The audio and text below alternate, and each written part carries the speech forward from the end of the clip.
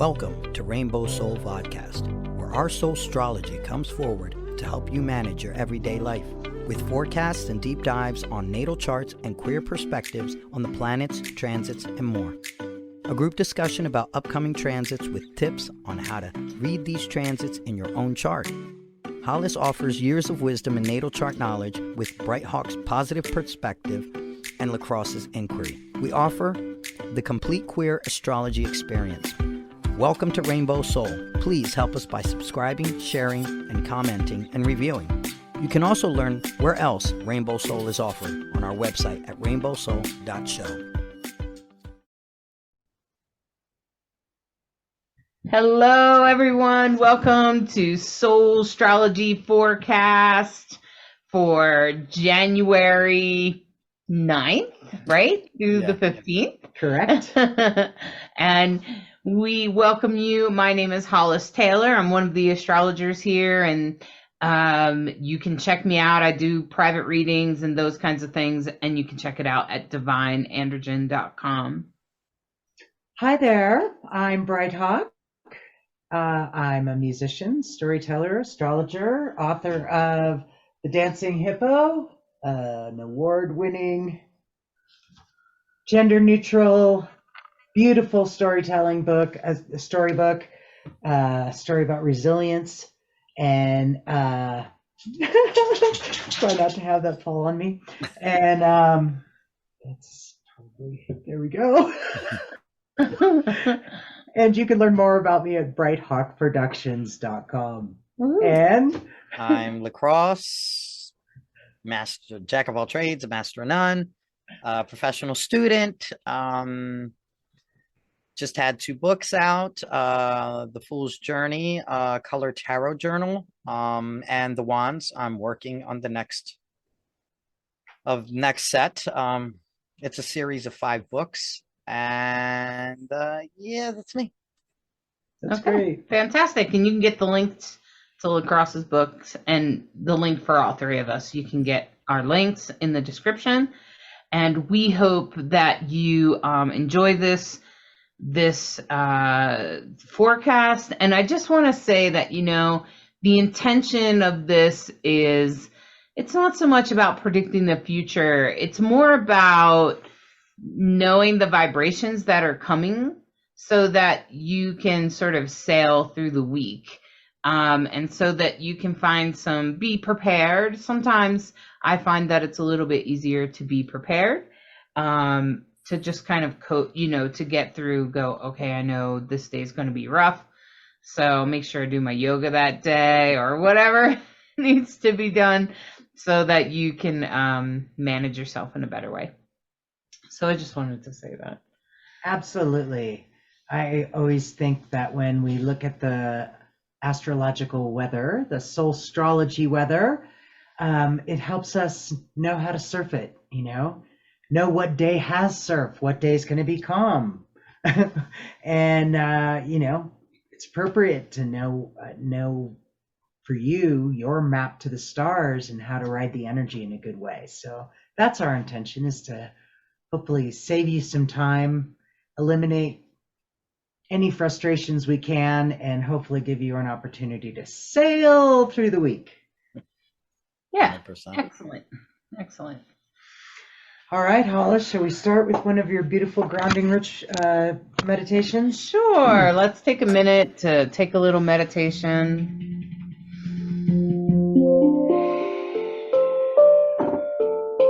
I'll just take a moment to sort of release any stress or tension you might be holding in your body.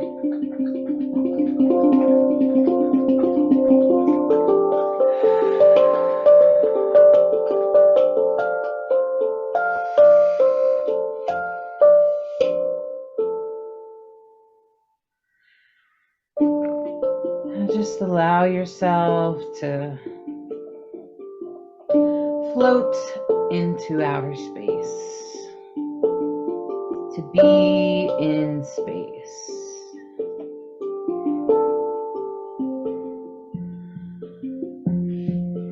And you might float past the moon, planets slowly, one by one.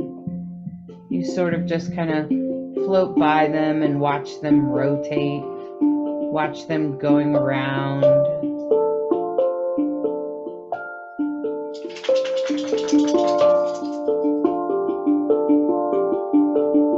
As you just sort of float beyond those and go on past Saturn, and even Pluto passes you by.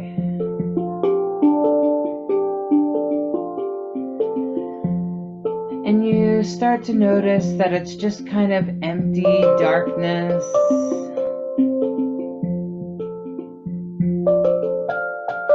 At the edge of the universe, where there's just dark, expansive, and the only light is a light glow from the sun.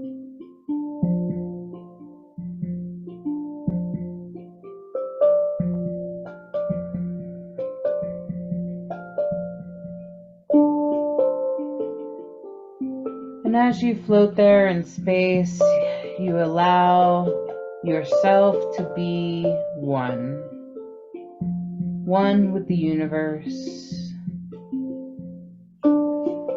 allowing your body to be fully in the universe,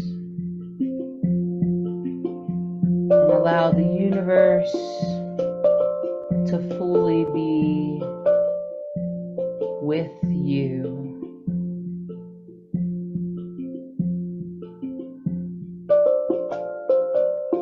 And I just encourage you to take a moment to imagine a beautiful manifestation of the coming year, of yourself within it, of feeling that beautiful manifestation of being happy, healthy, strong, and on your path, and knowing you're doing the right thing, confident. And as you embrace that confidence, you can feel it. It just makes you feel grateful to feel confident.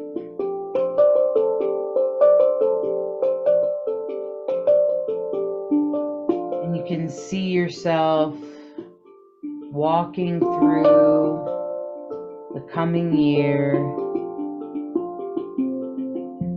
completely authentic and confident.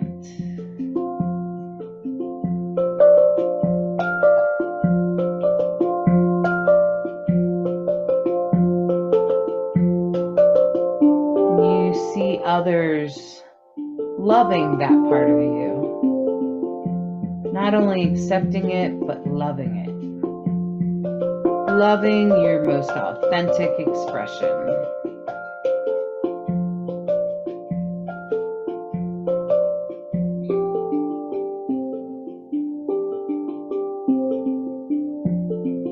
And you can feel grateful to be celebrated, to be loved,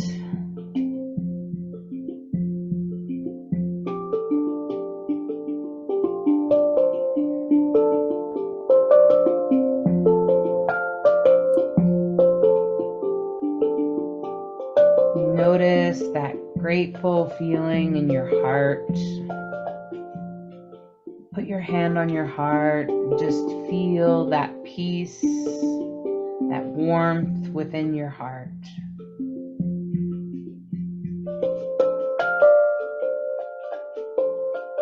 And allow that gratitude to warm your heart center area. Feel that warmth in your center.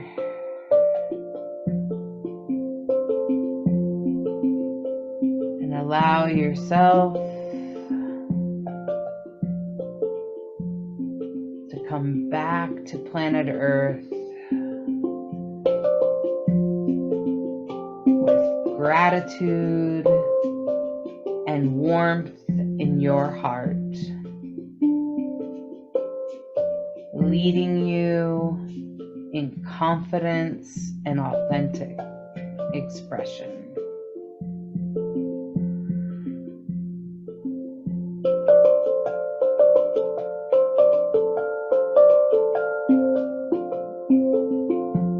And as you head back, heart center first, to planet Earth,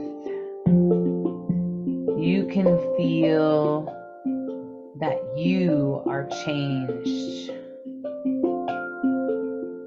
And so has everyone around you. They are ready to love you, to love your confidence and your authenticity.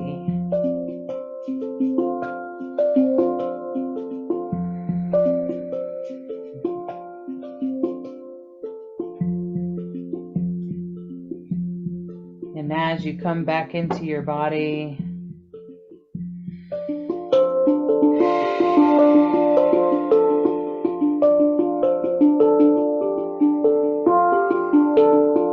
keep your heart warm with gratitude and your soul confident and authentic.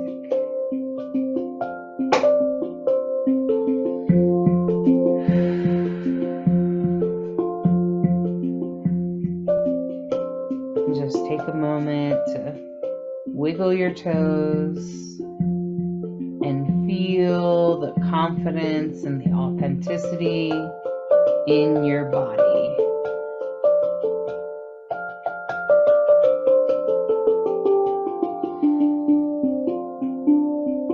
And come into your here and now and know that now there are more people in your life that are ready to love you as an authentic, confident human being.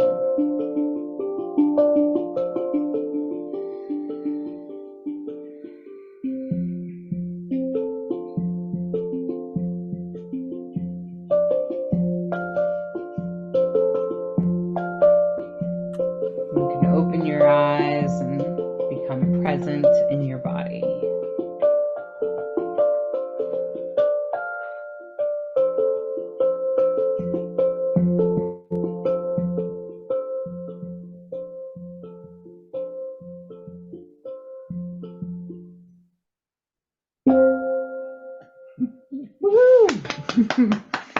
Thank you, Bright Dog. My pleasure. It's beautiful music. Nice meditation. Thanks. So, the first, I'm going to bring up her little, there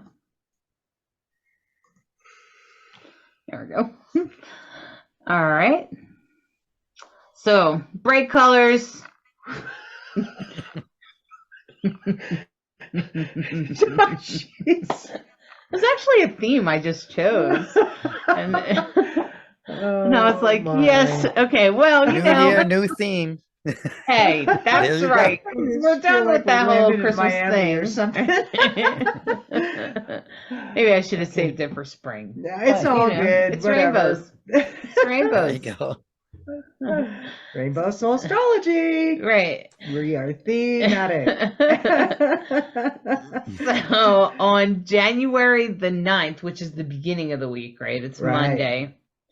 The biggest thing that I noticed is that, first of all, we have a stellium in Capricorn. Now, what's a stellium? A stellium is when you have more than 2 planets in one sign or in one house. Okay.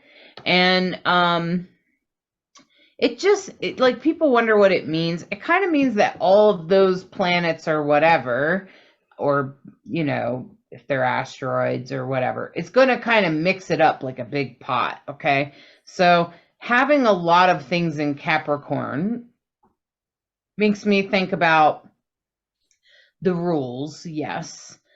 And the system And it also makes me think a little bit about structure and even maybe around work. Like this week is going to be kind of themed about what is the work in the world that you're doing.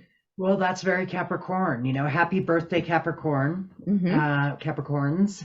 And that Capricorn's strength is being able to be very solid in work and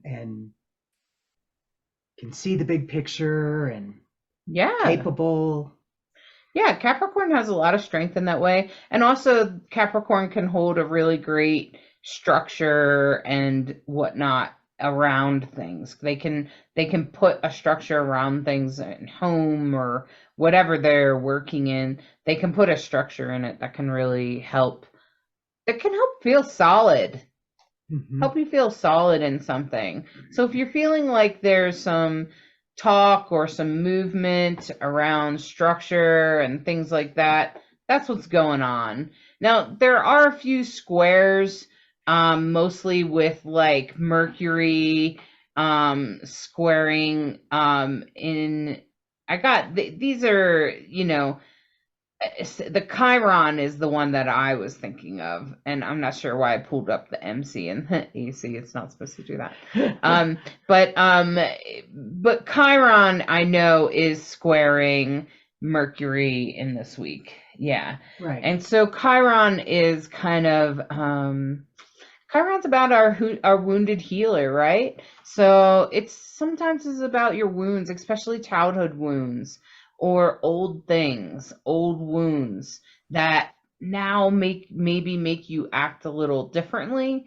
And if Mercury's squaring it, or even Pluto, or the sun, if the sun or Mercury are squaring it, it's gonna kind of feel a little bit like maybe you need to talk about it. Maybe you need to bring it up. Maybe you need to process it out loud with somebody. So if you're feeling called to like a counselor or a coach or something, or just talking to a friend about some old shit, do that. Great time to do that. Yeah, it's a good time to do that because it probably help you work it out with Chiron and Aries. It'll help you work out those old things. It's not a hugely intense day or anything.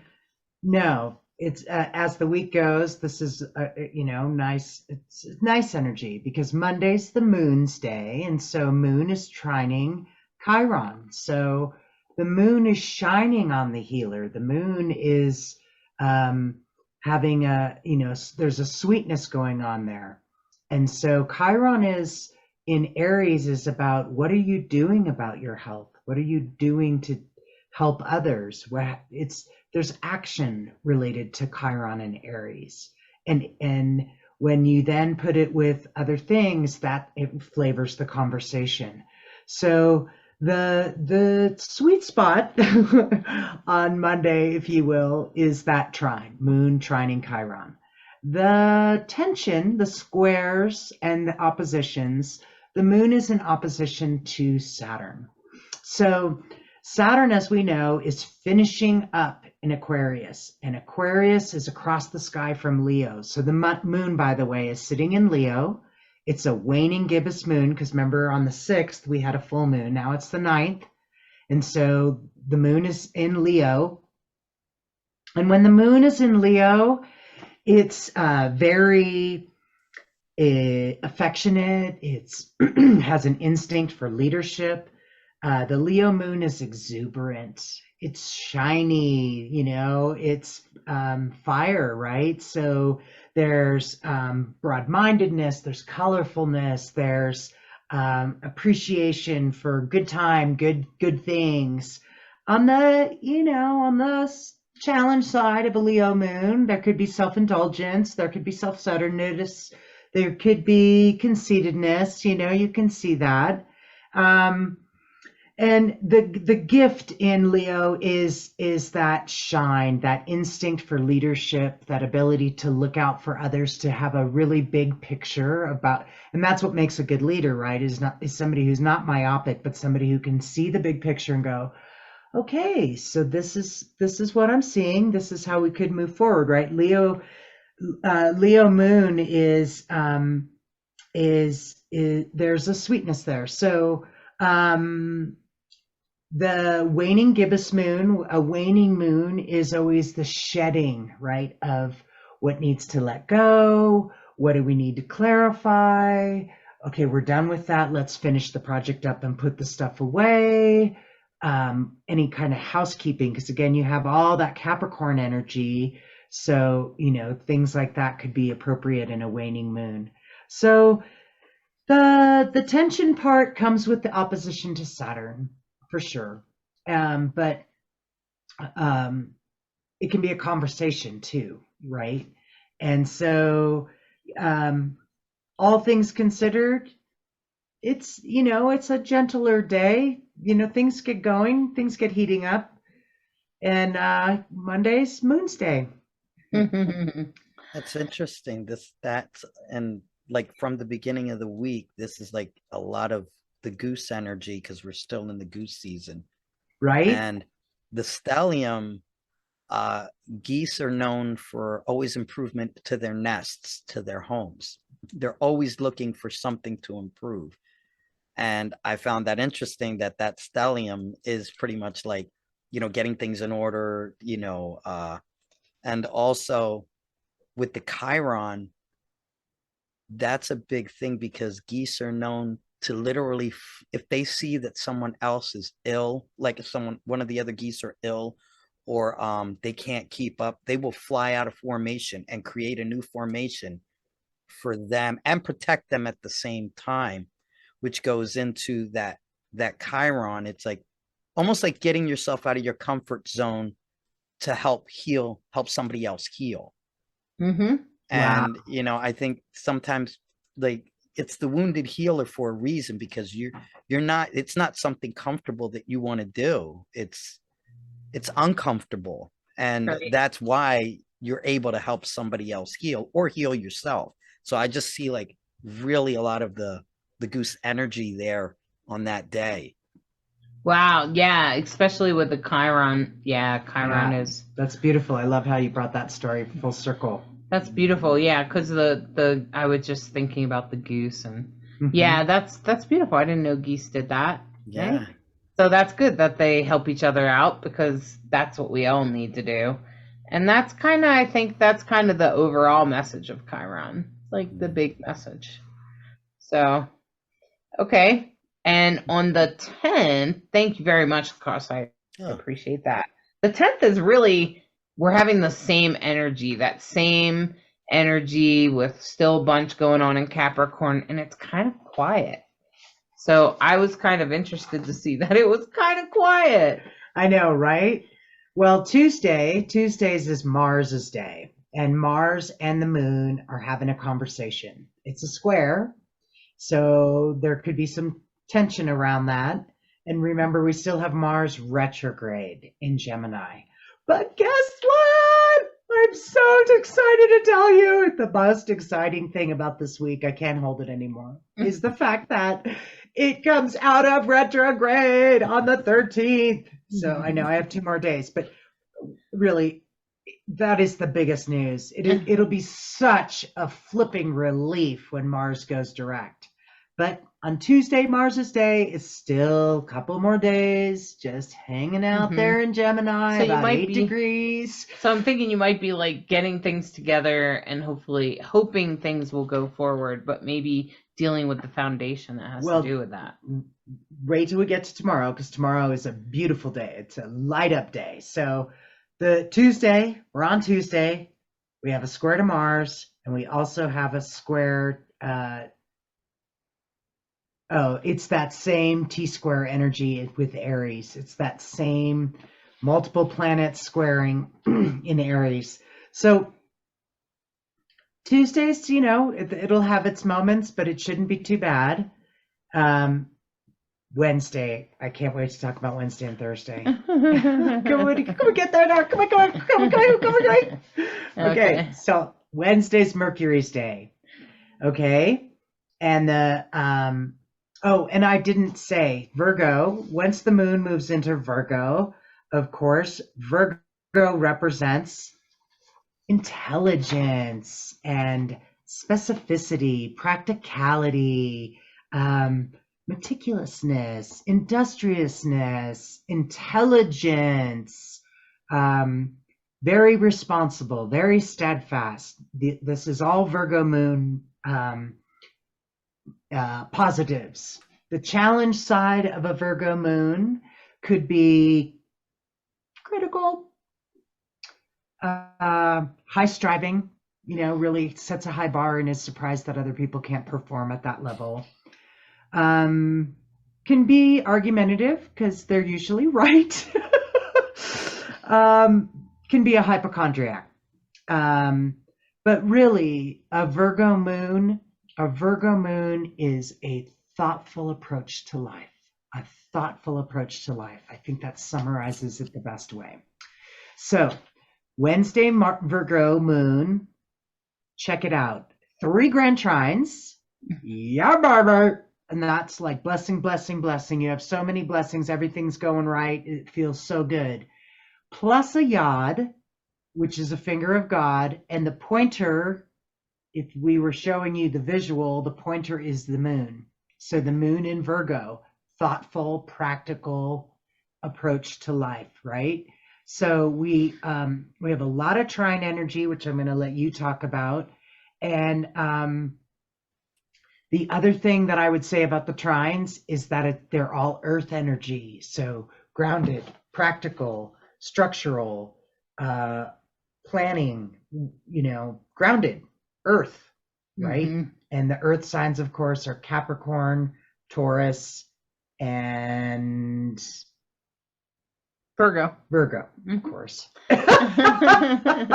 So take it away. Okay. Grand trine. So we have a couple of trines. Trine. And she's saying 3 grand trines. There are 3 grand trines. So there's the one with the moon, Mercury, and the North Node. Now the moon's in Virgo, so Bright Hawks just explained that, but the North Node is in Taurus, and that's really about our destiny.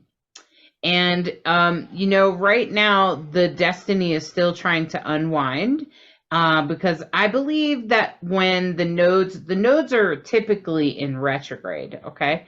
And when they're in retrograde, I believe that it's trying to unwind your future, okay? So it's kind of trying to unwind the potential for your future, although I believe all potentials are possible, okay? But how you get there might look very similar, regardless of which one you're going to, okay? And so I believe all potentials are possible, which essentially means that whatever you want to come true is possible, but you may need to make it come true, especially with North Node and Taurus. Because Taurus is kind of like, it's kind of like Taurus and Capricorn both kind of have this trait.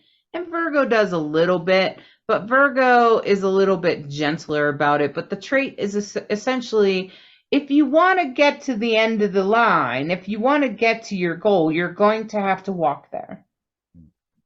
You're going to have to take the steps. You're going to have to go through what you have to go through to get there.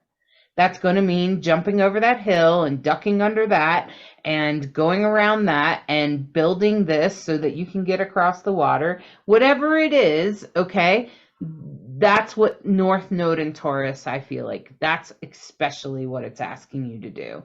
It's showing you the way on this day. You may see the clear way.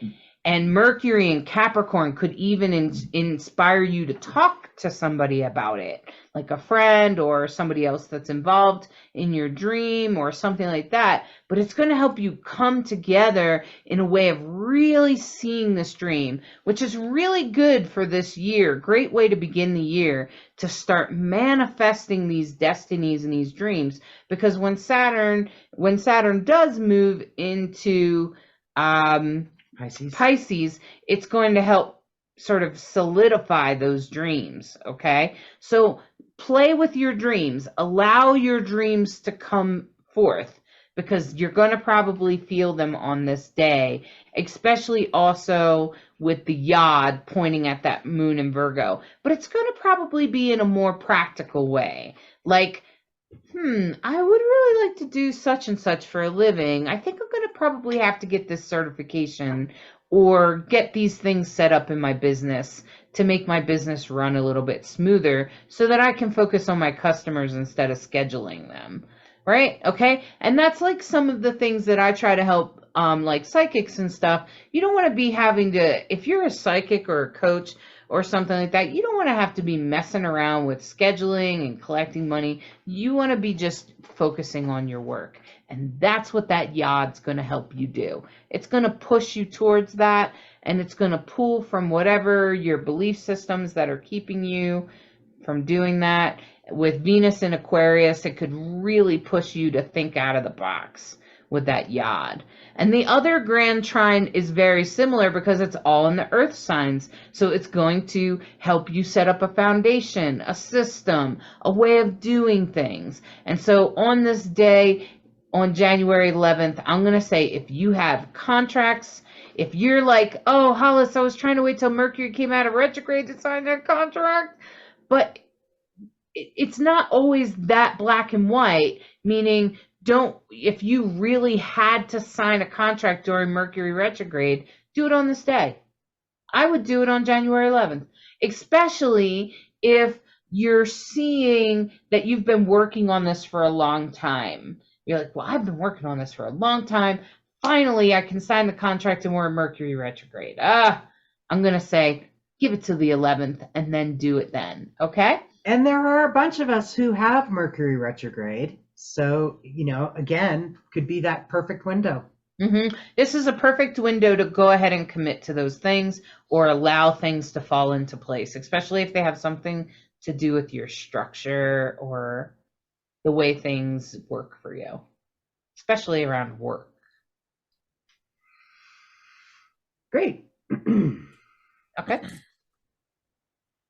All right. And the 12th is very similar because we're still with that stellium. We still got a party going on in Capricorn. I don't always call them stelliums. I'm like, you got a party going on and whatever. So Thursday, the 12th, is Jupiter's day. And so the moon is still in Virgo. It's void in Virgo because it's the very last degrees of Virgo. And it's opposing Neptune and Jupiter. So there's that, again, there's that tension between across the sky. But on the cool side, you still have a trine going on with the sun and the moon. There's still that trine from the previous day. There's still a trine going on with Pluto, which is kind of a big deal. And so there's that energy, so you could feel how it builds and then it moves into something else. Now, the big news is the next day, the 13th. Let's go there, baby. Let's go there because I just can't wait to get to the 13th. Mars will finally go direct at 8/8. 8 degrees and 8 minutes in Gemini. It has been retrograde for so long. And I feel it so intensely because it is on my ascendant in the 12th house. And so when Mars goes retrograde for 6 or 7 months, 6.5 months, I think it was, you have to really be careful about how things get handled. Because when Mars is retrograde, it is the god of war. And so if you initiate any kind of conflict during a Mars retrograde, it can blow up in your face, boomerang, suddenly you're the bad guy when you were trying to make something right or, whatever. Life has lots of different moments where things can become conflicts or oppositions. And so personally, the fact that Mars... Or you could regret it for some other reason. Yeah, the fact that Mars, after all this time on the 13th, goes direct is like, hallelujah. I just want to get on my knees and say, yay! Because it just feels like the world is moving forward again for me. Personally, that's how I feel. Does it feel like you're like dragging your feet? Like Absolutely. It's hard for you to get things done and whatnot? Well, and Mars retrograde in Gemini, and Anne Ortley really said it the best. She's a great astrologer. I'd highly recommend her channel.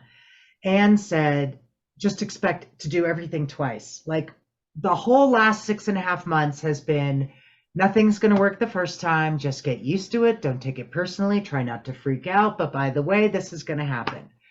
Because Gemini's the twins and Mars retrograde in Gemini. Everything's going to be done twice. And I'm just so over it. Yeah. So I can believe that because your Mars is on your ascendant. So now, it feels like there's a handbrake on for a really long Mm-hmm. time. What's that stinky Bernie smell? Mm-hmm. Yeah. I have felt that for me, Mars is visiting my 8th house. That's where Gemini is in my chart. And so you also want to consider where it is. Gemini is in my 8th house, and I actually have Mars in Gemini, and it has moved over top of my Bouncing Mars back and forth. Which Which has created some interesting things. Now, I knew not to create conflict, so you know what? Someone backstabbed me. So isn't that interesting that happened? But I kind of laughed because I'm like, all right, you're going to do that because that's probably not going to turn out very good. And I just kind of laughed at it because I'm, an astrologer and I'm aware of what the energies were. And so then therefore I was able to surf it a little bit easier. So as Mars goes direct, thank goodness you were just preparing a few days ago because it's going to be ready for you to go. And it may not be moving very fast at first, Correct. but it's going to move. It's going to start picking up speed finally and get the hell out of Gemini. I have a question. Go ahead. Now with the Mars, okay, now Mars is in Gemini, and we were talking about the houses. Now, like, okay, perfect example. My Mars on my chart, my birth chart, was in the 12th house, right? Okay. Yeah, All right. too. So now when you look at that, so now I should look at it where it's at now. Well, yeah, you should consider where Gemini is. Right. So, but if How close is? Go ahead, LeKross. Well, I mean, so right now, okay, so Mars is in Gemini now, but does it mean it's Gemini on my chart? Like that's where I get a little confused. Yeah, so there's actually so astrology is such a beautiful thing because there's many different ways to consider something. Okay, so typically astrologers will look at where Mars is in your chart. Where is it transiting? Where is it going across? So that's why I say to find Gemini in your chart. So wherever Gemini is and Mars is moving through there, if you have any other planets, Mars is going to light them up. It's going to go action, action, action. Take I'm action. like looking. I'm like, wait a minute. Yeah. So you want to look. I'm That's listening, fine. but I'm like, wait That's a minute. what you're supposed to be doing. Yeah. So you want to find out where's Gemini in your chart. What house is it in? Okay. So that's what you want to pay attention to. And then when Mars is moving through there, you're going to feel it in that area of your life. Okay? So it depends on what house it in. 8th house is very much about shadow. It's also about other people's money.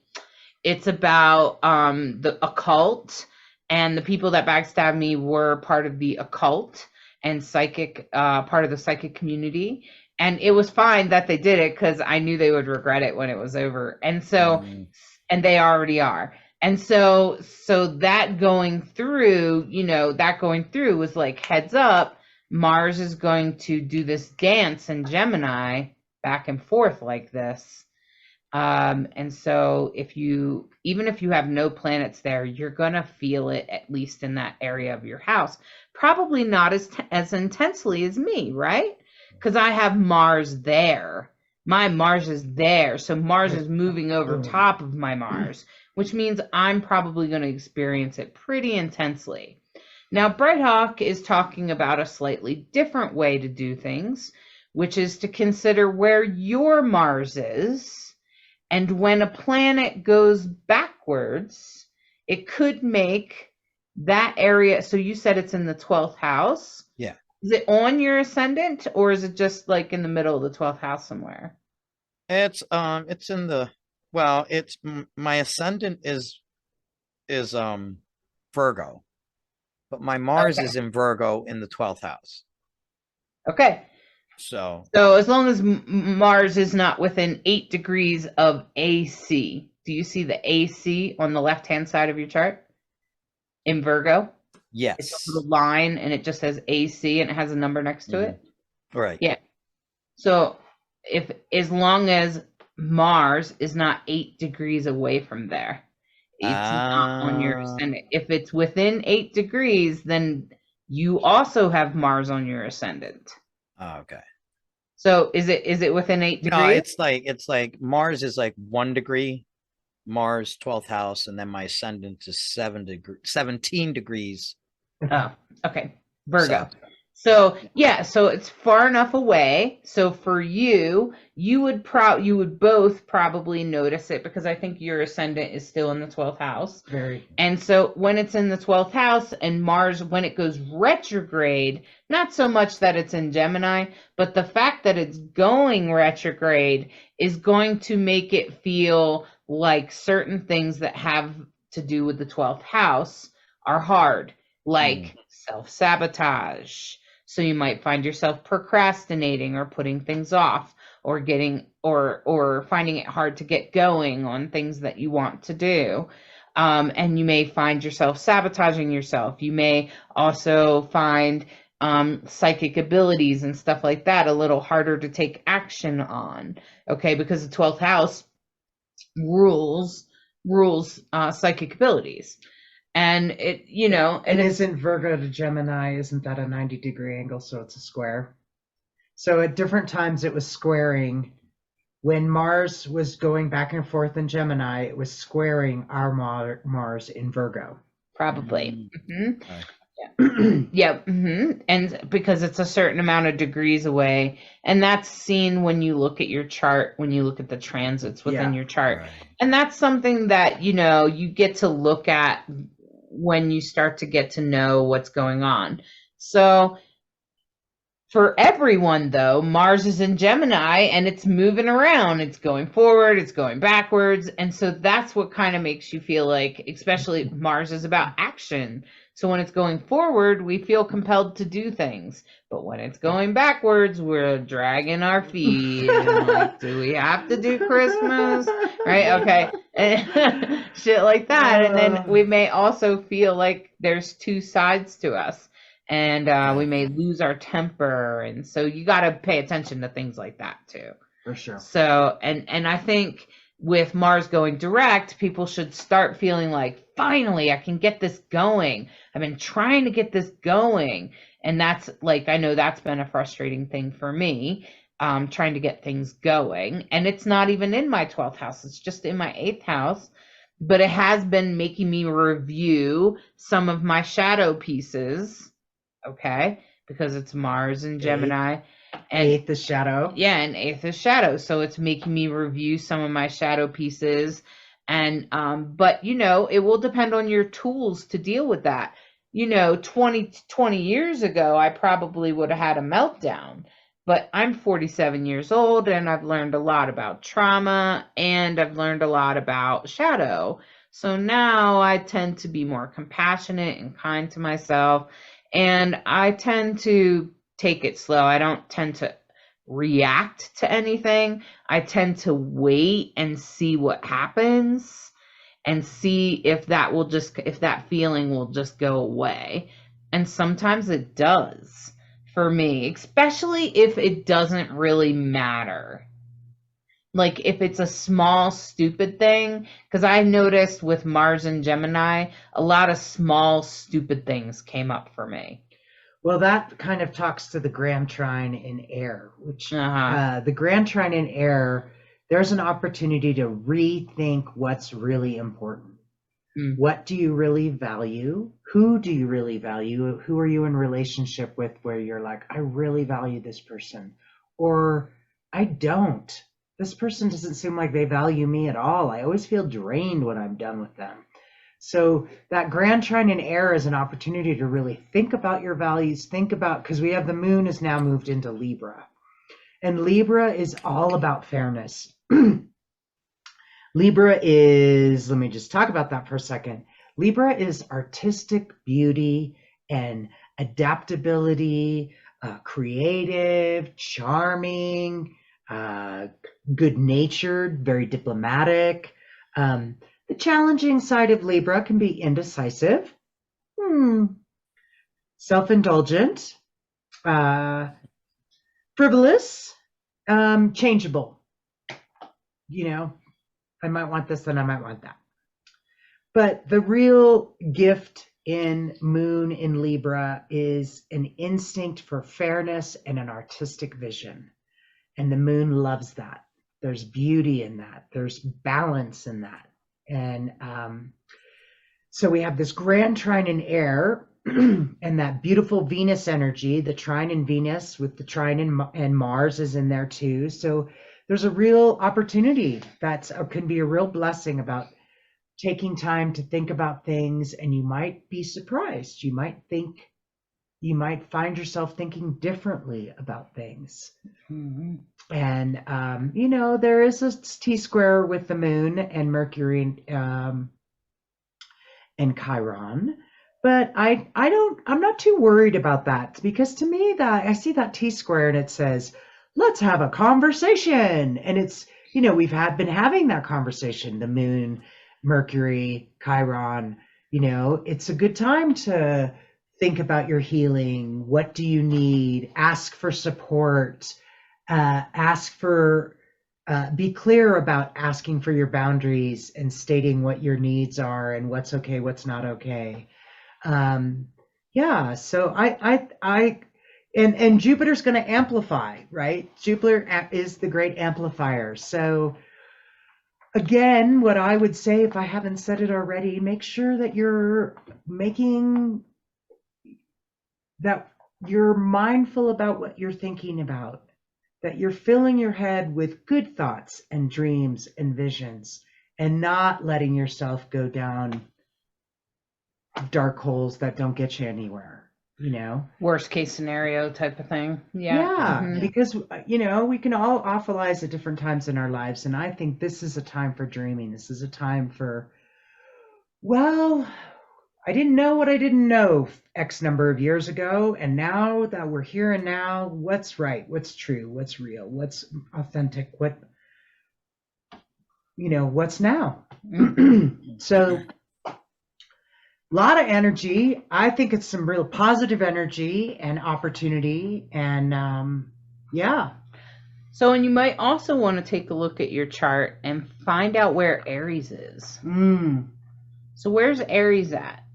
Because, for instance, Aries is in my 6th house of health and daily living. So maybe I'll pick up some new habits. I'll get committed to some new habits. So if you wanted to start new habits and your Aries is in the 6th house, then that's a good time to start. But Juno is about commitment, and it's going to be moving into Aries. So wherever Aries is in your chart, take a look and see what house that is. And so you want to look at so if you're doing your pie pieces, if you're looking at your chart, it's a circle and it kind of looks like a pie cut into 12 pieces. You want to start on the left-hand side and you want to go down and around, okay? And that's how you count them, 1 through 12. And you want to look at the beginning line. What sign is it in the beginning line, okay? Assuming you're not using, what's it called? Full house system? Whole house system. The whole house system just puts it in. I don't do that.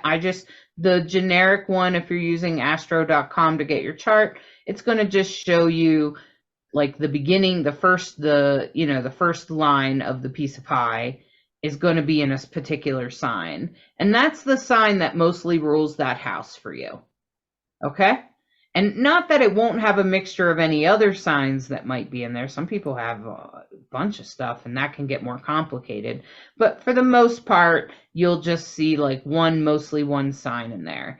And I do believe it has a little bit of both if it has 2 signs, like it starts in Virgo and then the other side of it is Libra, right? Okay. And so just don't worry about that. Just be like, okay, well, it's in Virgo. So what you're looking for is where is Aries? Where is Aries in your chart? And pay attention, because that area you'll probably become committed to something. Okay. And if it's in your 8th house, you're like, Hollis, I'm going to become committed to my shadow. No, you'll become committed to more like maybe psychic awareness, maybe helping someone with their money, maybe something to do with sex or death. Okay. And maybe you'll become committed in that way. And if it's in the 12th house, which is another mysterious house for a lot of people, it's going to, again, be psychic abilities or maybe to a psychic practice or something like that. Or it could, hopefully you don't become committed to self-sabotage. Okay. So Like looking over here, I'm like, where's Aries? Yeah. So you just want to look for Aries. And it's the one that kind of looks like a V. yeah. Yeah. So for you, it should be in the 7th house. For me, Aries is in the 7th. Yeah. Yes. Because it sounds like your wheel and mine are similar. So, So you so 7th house is house of relationship, partnership. Mm-hmm. So you could easily find yourself maybe recommitting to your wife, or it could be something else, more like a business relationship, or committing yourself to a new way of expressing relationship. Yeah, so you have that stellium in Capricorn, and now you're starting to have a stellium in Aries as well, because you've got Juno, Jupiter, Chiron, all lighting up Aries, and so that's a lot. Yeah, and wherever Aries is for you, that's the part of your life it's going to affect. So for you, LeKross, it'll be in your relationships, and not just love relationships, but other relationships, especially business relationships and things like that. Yeah, because Juno is all about, Juno is the queen of heaven. She's the queen of Jupiter. And the key word for Juno is loyalty. Loyalty and royalty, actually. She sort of stands above all of it because, of course, her husband was known to be a great philanderer. So, Juno is known for loyalty, and so that energy. What are you loyal to? Juno and Aries. What are you committing yourself to? That's all part of that energy. Mm-hmm. Okay, so we should probably get on to the 14th now. Okay, but the last thing I wanted to say though about this day is that the Mercury and Capricorn on both T-squares, that tells me very easily that you need to talk about the foundation. So be sure you're communicating your foundation, and with Mercury retrograde, you might find some stumbles around that. And so you might just need to repeat yourself maybe in a different way. So instead of getting frustrated with it, just be prepared to be able to say things in a different way so that other people understand what you're trying to do, especially like in a work relationship or something else that you're trying to do, a project or something. Well, that's the perfect thing to say, because really that kite, lean into the moon in Libra, because the moon in Libra is a diplomat. So that will help you. Mm-hmm. Use that to smooth it out, because the kite, the string of the kite, Hollis always tells us, in order to get the uplift of the kite, you have to know which part of the energy you're working with. So the oppositions part is the Venus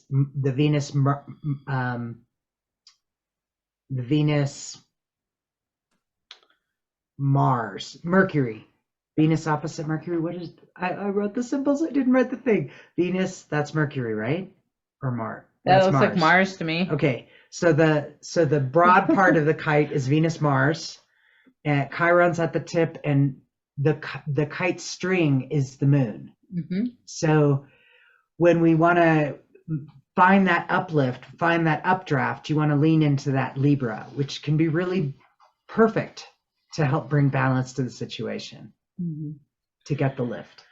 Yeah, so you got this. Just try to talk about it, and that'll help for sure. And okay, Saturday. And then the 14th. Yeah, We still have that stellium going on, so you're still putting the foundation in all week.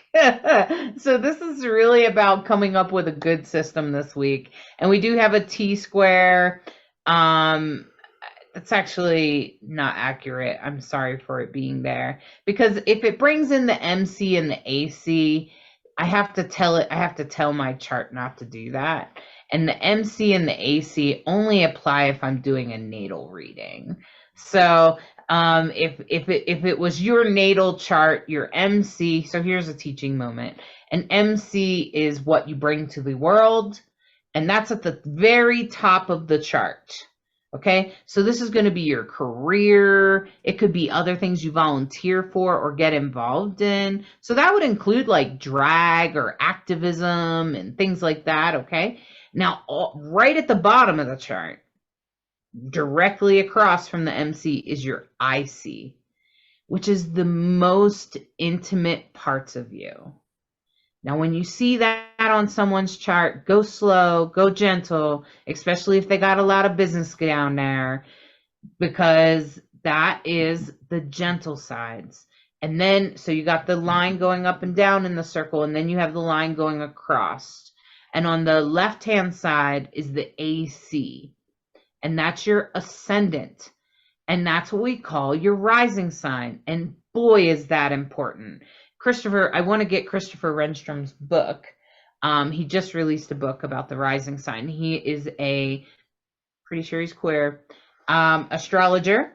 And he's really good he's a really great storyteller. He's on Astro Hub, but his name is Christopher Renstrom. And he just wrote a book about the ascendant. And it is pretty much where you're going and how you're going about things. And this is really your structure.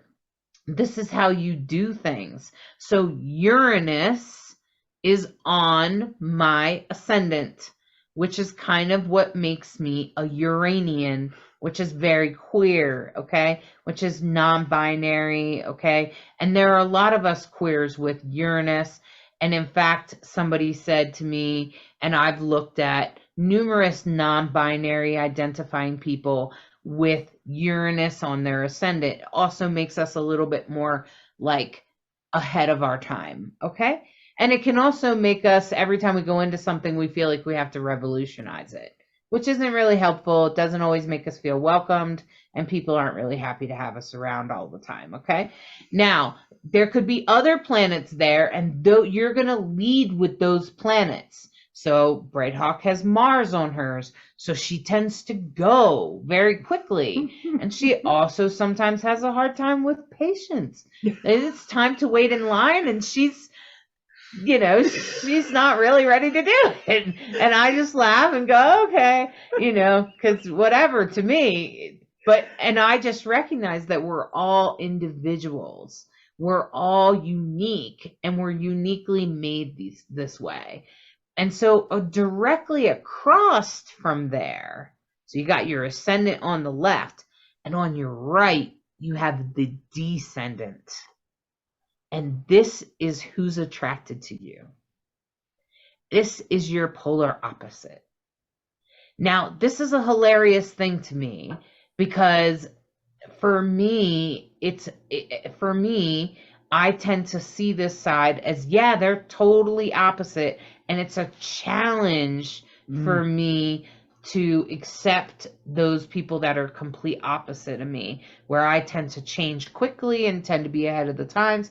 And they're back there and 100 years ago studying the tradition, and I'm scratching my head going, yeah, but it's 2023, man. Let's do it, right? And they're still stuck 100 years ago. So there's a little teaching thing about you that you might find in your descendant can sometimes be your partner, will be that sign, or you'll find that a lot of your friends have that sign, either their sun or their rising, and sometimes their moon sign. It's part of their big three. And so that happens to me a lot. I'll be like, of course. Okay. And so I see it as spirit giving me something to learn to embrace the polar opposite of me, which is easier for some of us than others, right? So Lilith goes retrograde in Leo, and I thought that was really important because Lilith is really about feminine sexuality. It's about independence. It's about female strength. So, and it's going to go retrograde in Leo, and I'm thinking, oh my, are we going to have something else going on in the news? Because it's in Leo, and Leo tends to be on stage, tends to be a performer or something, tends to be in the light, in the spotlight for all to see. And so with Lilith going retrograde on this day, there could be some news around women's rights or something like that that makes us have to review things. It just might make, it may not be bad. It could mean that we're reviewing things. It could be that, you know, they finally review that crazy thing that they did, Roe versus Wade thing. They review it and figure out a way to overcome it. Okay. So whatever it is, it probably has something to do with feminism. Well, Saturday, January 14th, is Saturn's day, and the moon is trining Saturn. So Saturn is known for structure. Saturn is known for, I'm going to repeat myself, structure. Foundation. The system. Yeah. So the moon is still in Libra, so a nice thing. A trine with Saturn is a nice thing there. You know how previously, a couple days ago, we had a sun-moon trine. Now we have a sun-moon square. So that becomes a little bit more of a challenging conversation with the sun in Capricorn. Well, what are you going to do about it? And the moon in Libra. So the other piece there is now the moon is in opposition to Chiron, you know, so everything keeps moving, right? So now it's directly looking across. So the energy just keeps moving a little bit for sure. And it's the last quarter on the 14th and the 15th. It's the last quarter of the moon, the last crescent moon, right? So it's that last bit of shedding. You know, you're going to start thinking about the intentions you're making in the new moon for the next new moon, but you're finishing up, you're giving gratitude, you're harvesting whatever it is that you worked on this moon. And now the moon on Sunday, which is the sun's day, enters Scorpio. So Scorpio, as you know, is the sign of death and regeneration. So when the moon enters Scorpio, it very much clicks into a very spiritual way of looking at things. The moon in Scorpio is very spiritual in its nature. It's very intense in its feelings, and clever at hiding those feelings, because Scorpios usually they like to keep secrets, and they don't like other people to know what they're thinking, feeling, what secrets they might have. The power part of moon in Scorpio is there's great willpower. Scorpios, when they set their mind, boom, it is commitment.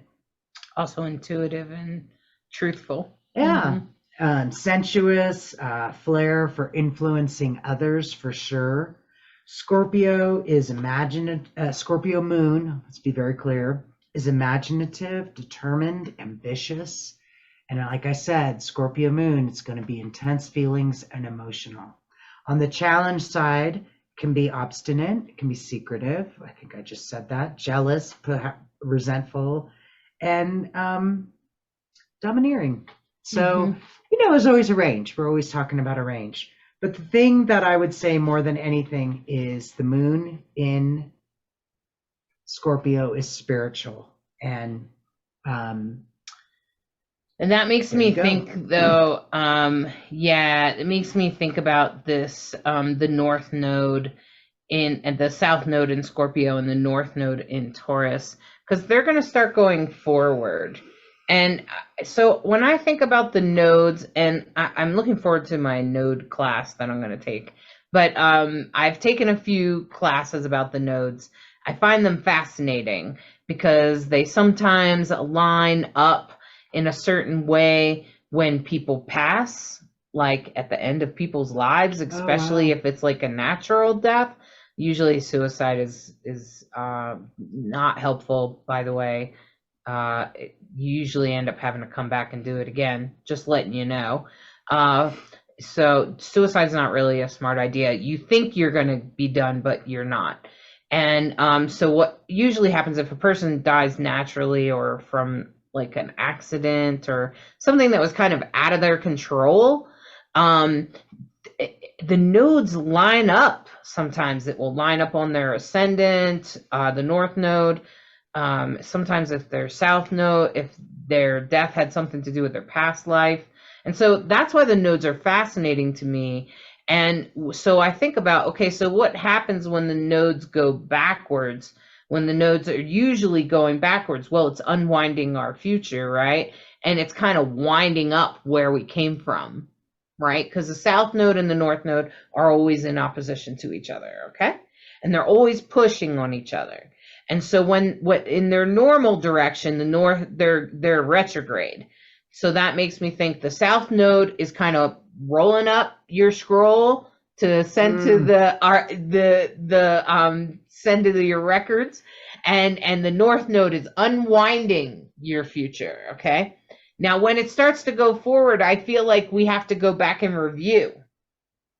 And so the south, so when it goes forward, the opposite happens. Yeah, exactly. We kind of move back away a little bit, and the south node opens up more for us. And we may be reflecting on where we came from, where we've been, and how far we've come. So that's pretty much, that's the big thing on January the 15th, in my opinion, because the nodes, and it will only be that way for a little while, and then it will move back. And so I feel like with the nodes, like, and in the south node in Scorpio is very psychic.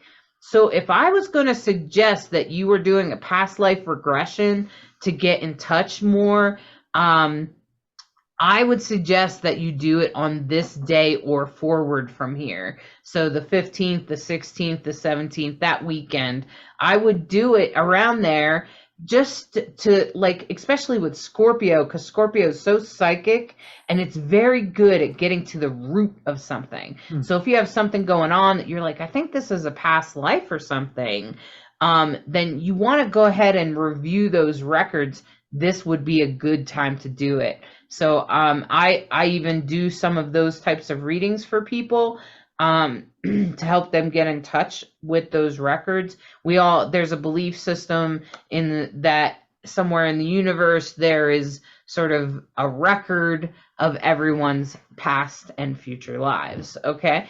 And I would agree with that. And some of us are more aware of it than others, and that apparently shows up in your astrology chart, because Bright Hawk took an interesting class at the astrology conference for that. Yeah. So so I just want to say that, you know, if you're thinking about doing any kind of past life regression or anything like that, that's a good day to do it. January the 15th. Yeah, really potent time, the node change. Yeah. Or any day after that for probably about a week or so. Okay. So I'm going to pull 3 cards. And did you have anything you wanted to add, LeKross? Yeah, kind of. I was thinking about the whole, like, I wrote a lot of notes down, but I think the one thing I wanted to mention is, with the geese, back to the geese, of course, because I'm going to stay focused on that, because this is the season. We were talking about loyalty and royalty, and geese are ridiculously loyal. Now, some people think, oh, that's wonderful. When they're goslings, if they see a cup, they will be loyal to that cup as a parent. So the loyalty really isn't, loyalty is good, but don't be blinded on who you're giving your loyalty to, which coincides with what you were talking about. You know, follow that, you know, be smart about it. Don't just give your loyalty to anybody. Don't be so open with it. And the truth is, let people learn it, you know. I mean, I look at it, you know, you want to be my friend. This is a mutual thing. You got to earn it. I'm not just going to trust you from the door. Once you get it, I will be loyal, and that's kind of how you got to take with the geese. Don't be loyal to a cup. So I think that's such a good reminder. yeah. It really is, because we see so much codependence in this world of ours, trying to, what do they say, go along to get along kind of thing. Yeah.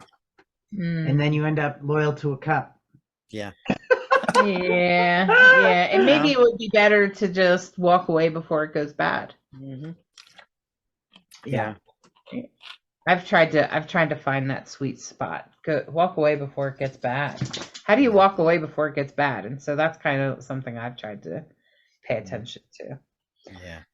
So you're gonna do a reading for us? Yeah. So I'm gonna pull 3 cards. Have to say. Thank you, LeKross, for talking about that. I appreciate you bringing in the animal or whatever is appropriate in that time. Usually it's an animal, yeah. And so I appreciate that. Because it helps us really understand. You know what I heard somebody say, and now I wish I remembered who it was, but somebody said, astrology is a really interesting thing because people will come up with their own way, like they'll kind of learn the basics or something, and then they'll skip over a whole bunch of things that somebody else does, and they'll come up with their own way of doing it. Mm-hmm. And they're right too. Right. And it's like, wow. And I think it's because it has a lot to do with intuition. And I think that when we listen to our intuition, that's where the magic is. Oh yeah. And it goes back down to the common denominator. Everything has a common denominator. When you think of astrology, when you think of animal, the guides, things like that. There's this consistency with it, Yeah, and it's funny when coming from 2 completely different perspectives, you get the same answer. And I just think that that's true intuition and magic, in my opinion. Mm-hmm. Yeah. So, and here's the fun thing, you guys, right? So I pulled 3 cards, and I got this guy again. And I totally love this guy. I'm going to pin this up because, oh my gosh, this is like one of my favorite cards of this entire deck. This is the Knight of Pentacles. And the Knight of Pentacles is a Transman. I'm pretty sure we got this last time or something. Okay. And so he is definitely a Transman on what I would say is sort of the totem animal for Transmen, which is a seahorse. Because seahorses, they mother, even though they don't produce they hold the mother, but they're still the man. They're still the masculine part of the community. Okay. And they definitely are. They, in seahorse communities, the funny thing is that they're always holding a baby for some woman, for some female seahorse, because they're all polyamorous. And so they don't stay with one. That's what it means, polyamorous, many loves, but they are not, they don't just go around. They're not just free spirits. They have a family.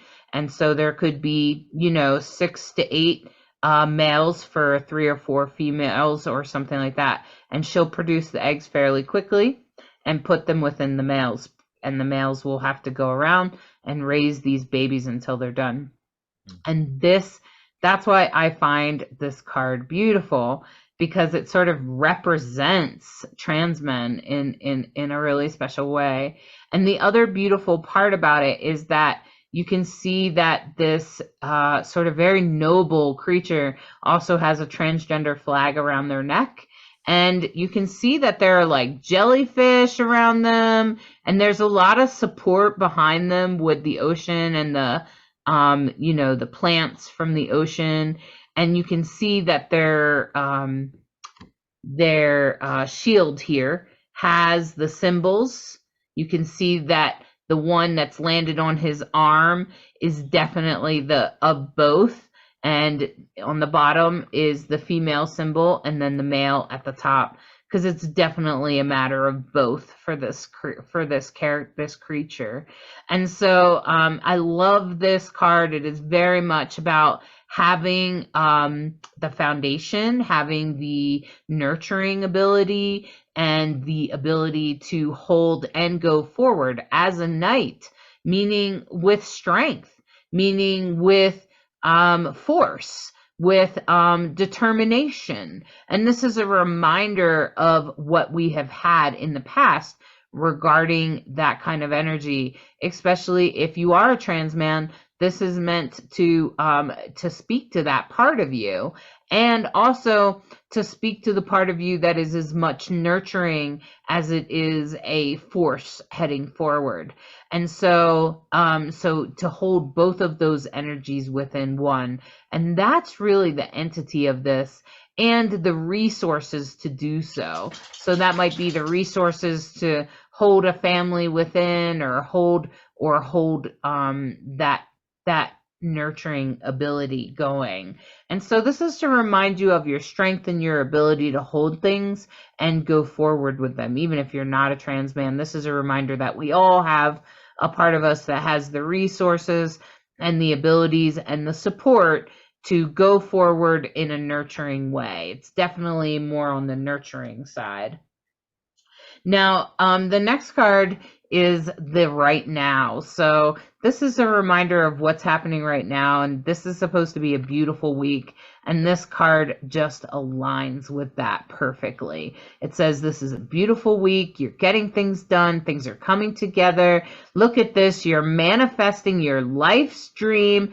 Dreams are coming true. Well done. And that's essentially what this card is. It's all about the beautiful. It's the sun card. So the sun card, this sun card has a sun that's kind of throwing up rainbows because life is so good, right? With the butterfly of transformation on their head and a crown, which very much for drag and other queers usually indicates a level of mastery. And so you have done it. You have gotten there. Great job with the people in the background celebrating with balloons. And that's pretty much what this is about. It's a celebration. And it's a take this energy and really, really soak up this week and soak up whatever feels good to you, whether it's the movement forward finally, or the feeling of things coming together that could feel really good for you, or new commitments and new relationships and things like that. So just be ready to embrace the goodness that's coming to you. And for the future, this is one of my other favorite cards, because this is interesting that this is the one that always makes me think of trans women. Why? Well, very simply, first of all, she's very strong, and she's got her strength within her. The Queen of Swords is very much already knows what needs to be done. And a lot of trans women will talk about how when they transition, when people thought they were a man versus their real self as a trans woman, they'll say that people, there's a part of them that kind of can see where male privilege was and how they could just do things and push forward through things, and now they're doing it in a woman's body, and how people see that so much differently, and how they are now presenting as a woman, and people are like, wow, you have a lot of something going on there. And so I've seen many trans women go through that, and it's beautiful when it does, because it always reminds me of the strength of trans women, because they have a lot of strength. And that's exactly what this is about. This is about having the strength and the swords, which is not only having the thoughts of what must be done, but also the actions of what must be done. And this is about putting those actions forward with spirit at your side, which is represented here by a hawk. And so the hawk is there on the sword, and he's just, or I guess it's a perch. It's actually a perch. And so he's just kind of watching out for you in a great way. And that's kind of, in my opinion, that's spirit watching out for you in a really good way, with a big picture saying, good job. This is exactly what I want you to do. This has a lot to do with your big picture. And you can see that she's got transformation on her head. Those are butterflies. So if you can see that, those are butterflies on her head, like a crown of butterflies, because she has fully transitioned. And that's the other thing that makes me feel. The interesting about this is that it's in black and white. And so I believe that it's very much about, it's very simply in black and white. They are doing what they're doing. This could absolutely represent, contracts or things coming into fruition for you, things being in black and white, in other words, things being written down and being a little bit more permanent. Okay. And so remember that I think it's interesting we have both trans men and trans women represented this time. So, remember in the past, remember your resources and the movement forward, even with all of your nurturing intact, and that this week is meant to be easy and simpler and flowy. So take it and harvest each day with the magnificence that it is, and allow it to be magnificent, and make sure you take those actions that are especially, touched by spirit, where spirit said, yeah, do that. That's part of your big picture. Do it. Take the steps. And that's pretty much what this is all about, is that strong woman that's ready to make the steps forward. So, so please take what you like and leave everything else for someone else. Well, this was good. I really enjoyed this. Thank you so much, because I'm like, after this, I'm just like, oh, I got to start looking for, I'm going to look for my MC, my IC. I'm going to start looking for all of that. Good. I took my notes. Yeah. That's really a great way to like kind of cut your chart in like, in quarters, so then you can, start to really see how things unflow, because the houses actually have to do with those quarters. For sure. Yeah.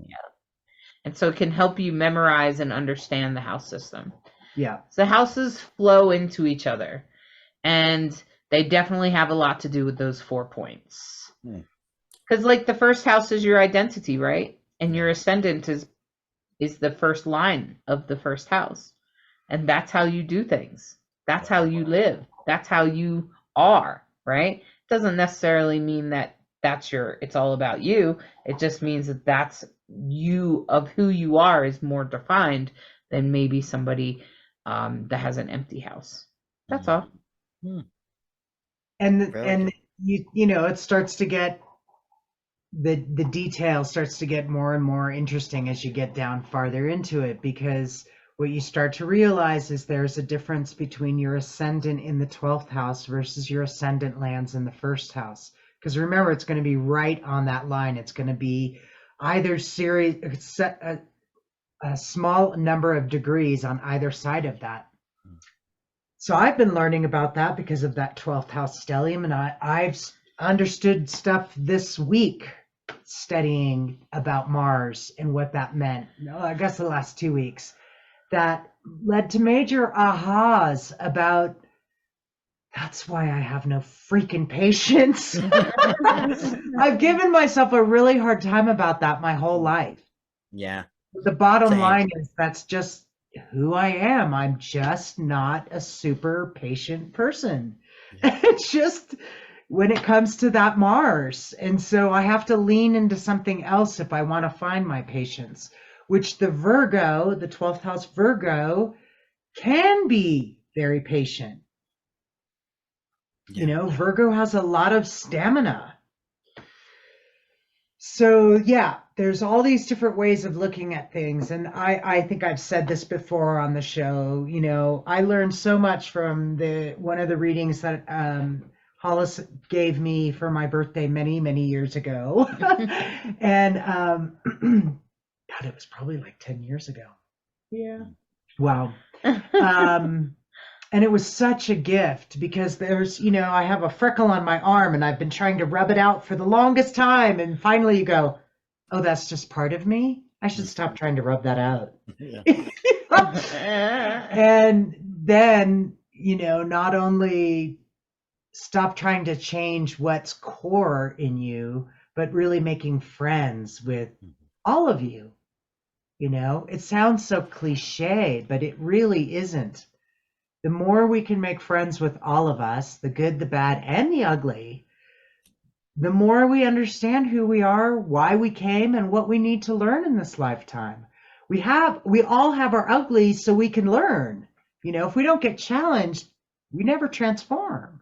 Great. So knowing what the challenges are that you came in with, like the Chiron conversation we had earlier, helps you so much understand, oh, so what you're saying is if I get mastery in this little area, everything's going to work? Yes.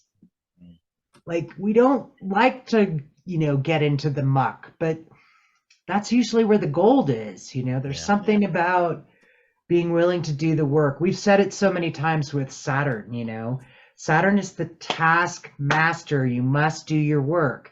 But if you do, when you get to those challenging Saturn aspects, there's rewards. For sure. If you don't, there's what I call spiritual 2x4s, and they fucking hurt.